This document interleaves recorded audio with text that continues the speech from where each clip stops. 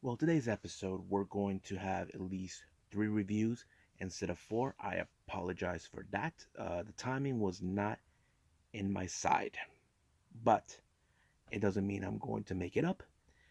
So I'm going to make it up for the next episode. This one, the one I'm going to make up, is going to be Generation Championship Wrestling with the Diamond Cup. If you guys may have heard of that.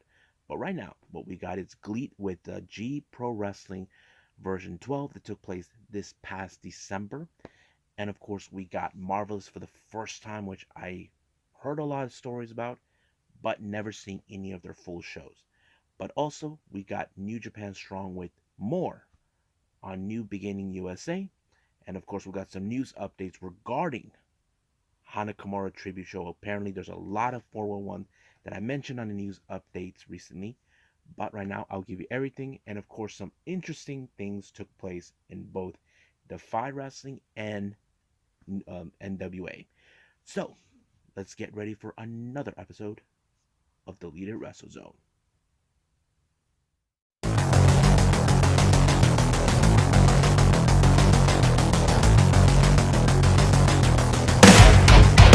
Are you ready? Get up, get up! Get up, get up! Get up, get up! Get up, get up! Get up, get up! Get up, get up!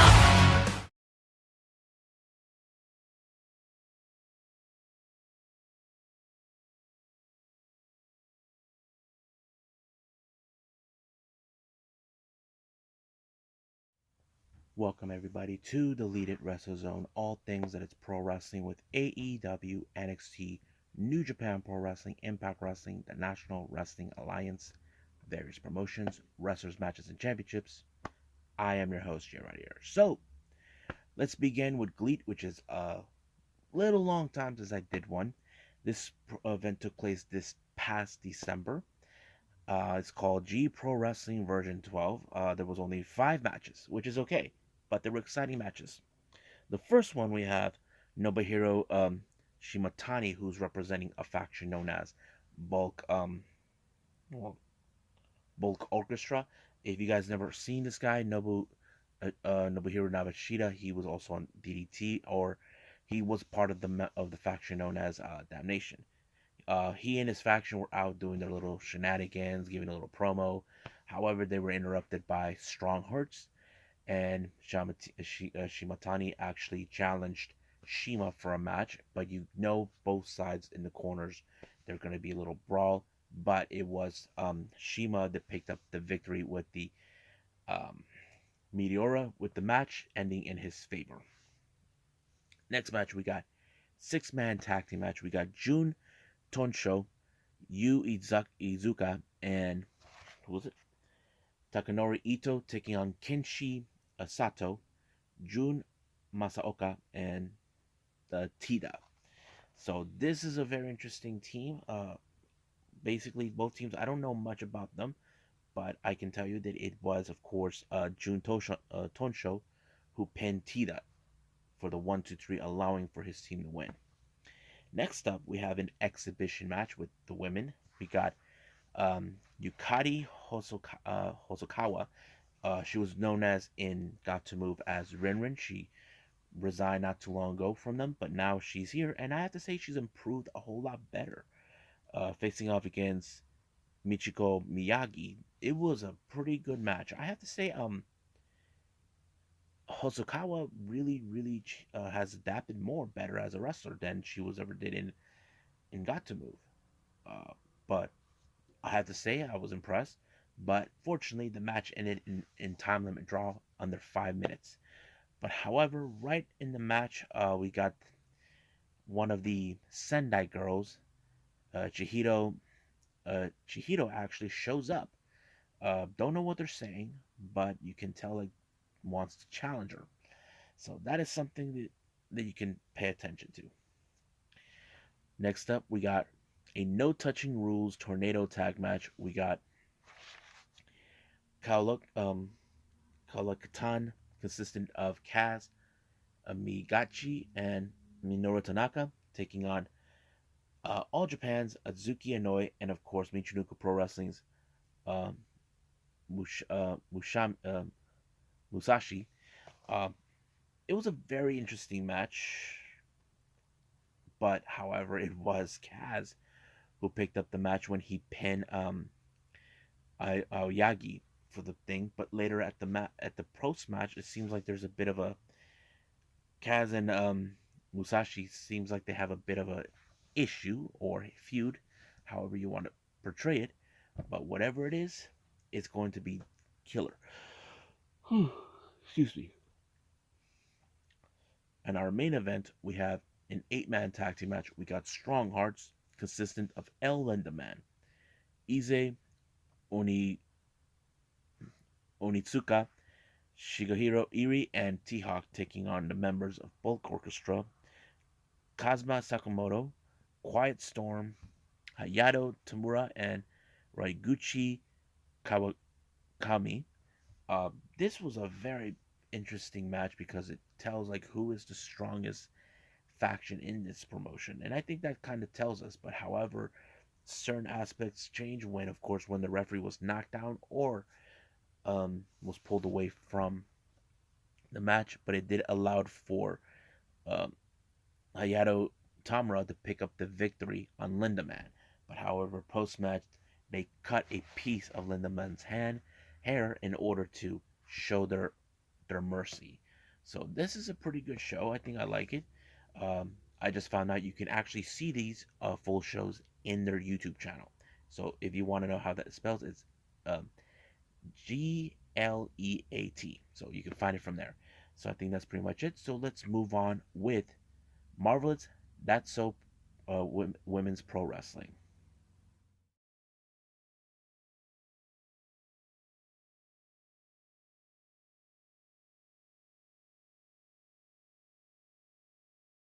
Okay, so right now, first time ever, Marvelous. That's women's pro wrestling. I think this was a very interesting title, but you can dub it as Marvelous. I have seen many, as you guys know, some of the Marvelous girls have appeared in other promotions, especially in Stardom.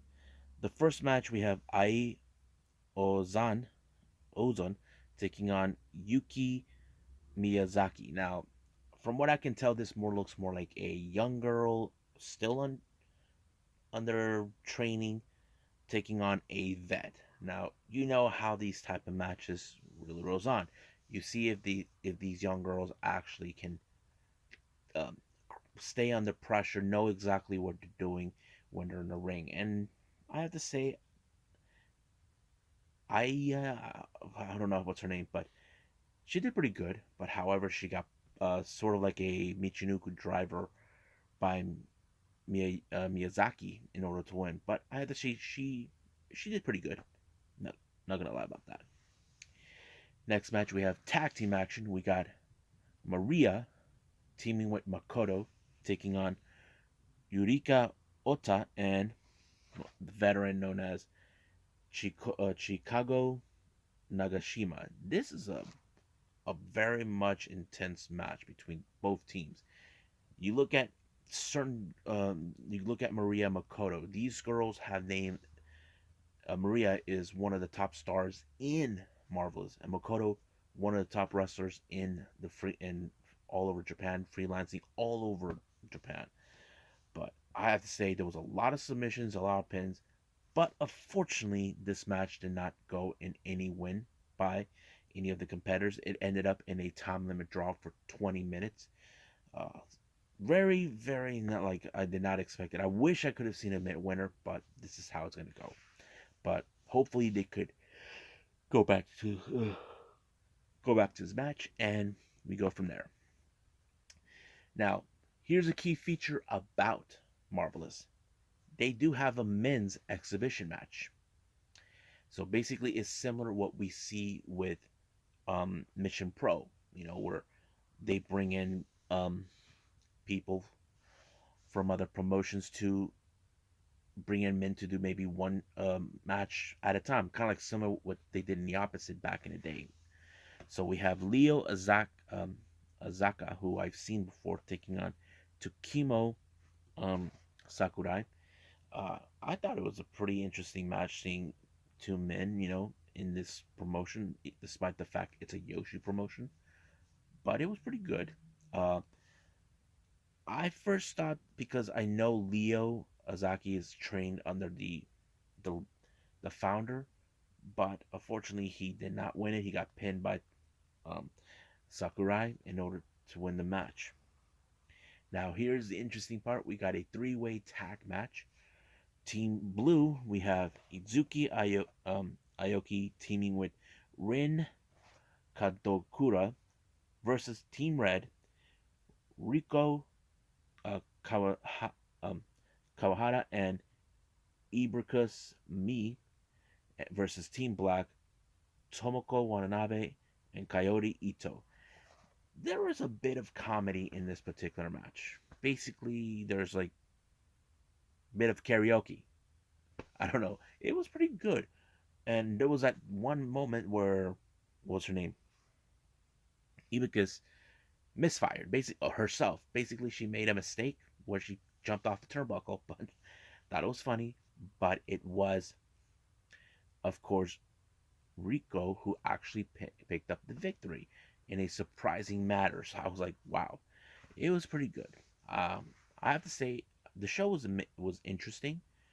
I know that they could have done better, but we'll see if there's any more like this, because I really need to get more on the Marvelous bandwagon. I'm just seeing my first time seeing it, but that's how it is.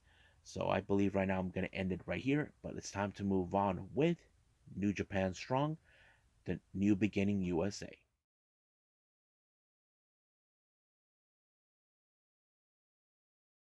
Okay, the last thing we're going to review is New Japan Strong with more the New Beginning USA. Opening match is Cody Chun taking on Hikuleo. I have to say, what a match. I think it was unbelievably good. I have to say, even though I did figure that Hikuleo was going to win, I have to say Cody Chun really made an impression. I mean, look, the guy did exactly what he was going to do. I mean, he had the momentum, and all this and that, until he made the one mistake. He waited too long for Hikuleo to get up. Do not let the big man. But he was pretty good. I think Hikuleo gave him a good, showing. But we'll see what happens then. So I like this guy, Cody Chun. Next up, we have a bit of a student versus teacher. Ren Narita versus Josh Barnett. I have to say, what an incredible match. As you guys know, Ren Narita, he is one of the most well talked about young lions in the LA Dojo in Japan. He had that one match with Chris Dickinson, and all this and that. It showed what kind of person. Not to mention, he stepped up to Katsuyori Shibata at this past Wrestle Kingdom, and I thought he's really getting a name for himself. But I have to say, he really, really put up a good fight against Josh Barnett. But unfortunately, Josh Barnett, who is an expert MMA fighter, used his background in order to win the match by applying the armbar. And of course, Ren Narita had no other choice but to tap out. So I have to say, what a match. Now our next match is a bit of a revenge match. We have Bad Dude Tito and Jonah taking on Finn Juice, David Finlay, and Juice Robinson. If you guys remember last time, Bad Dude Tito teamed up with Jonah to take out Finn Juice, but unfortunately, this is lead to this match. Now, much of the entire match, Jonah and Bad Dude Tito were in control, but you can tell why. However, somehow, some way, David Finlay was able to roll up Bad Dude Tito in order to pick victory. However, do you think there's going to be a rematch between? I would say it is a possibility, because there's no way Jonah's going to let this slide. So I'm kind of curious where they're going to go with this, but I believe we'll just leave that for another time. So I believe it's time for some news updates.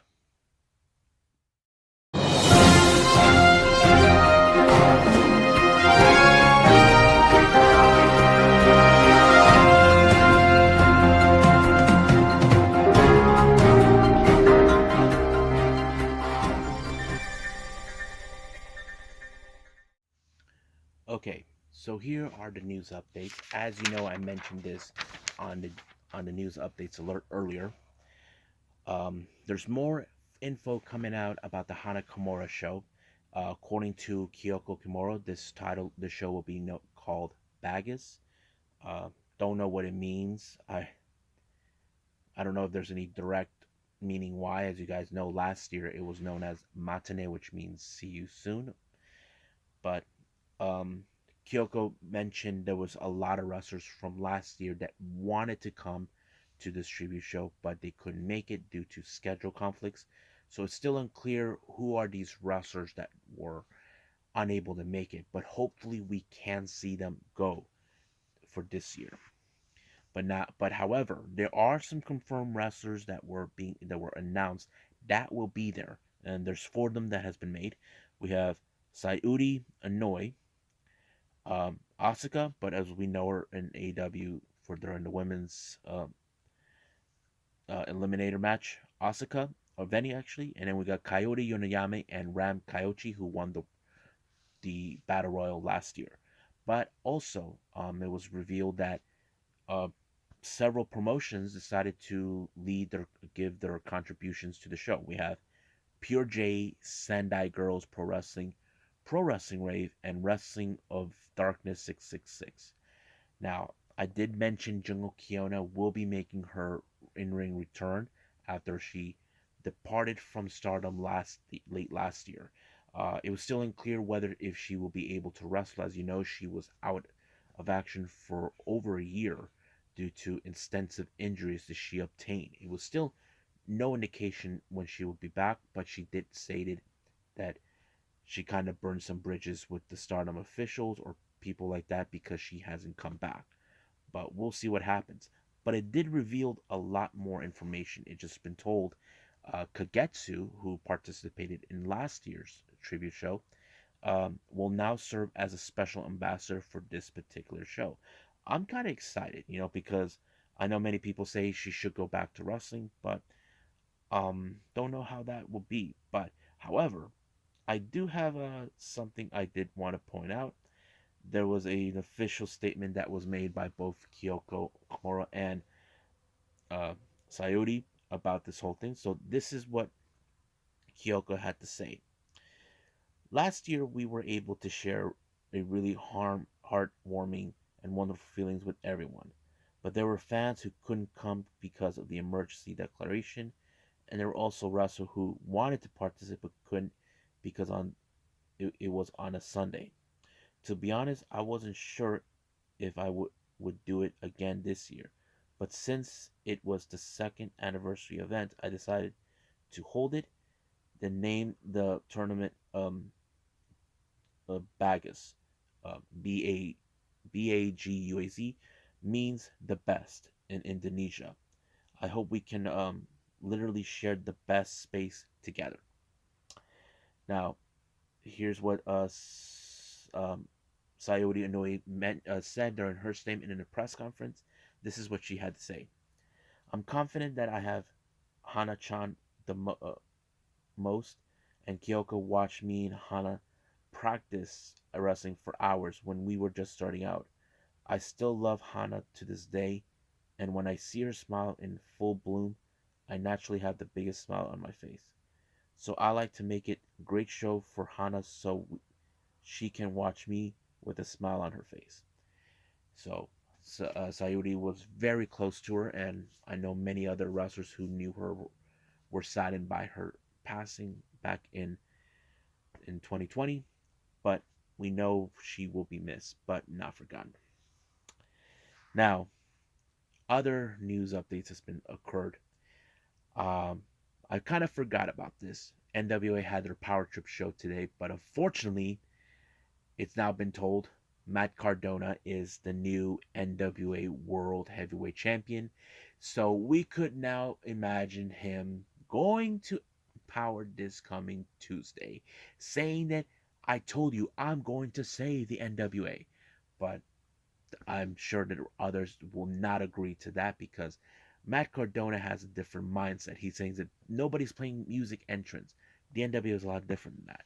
But that's how he feels. But you can probably will see there will be resistance over this.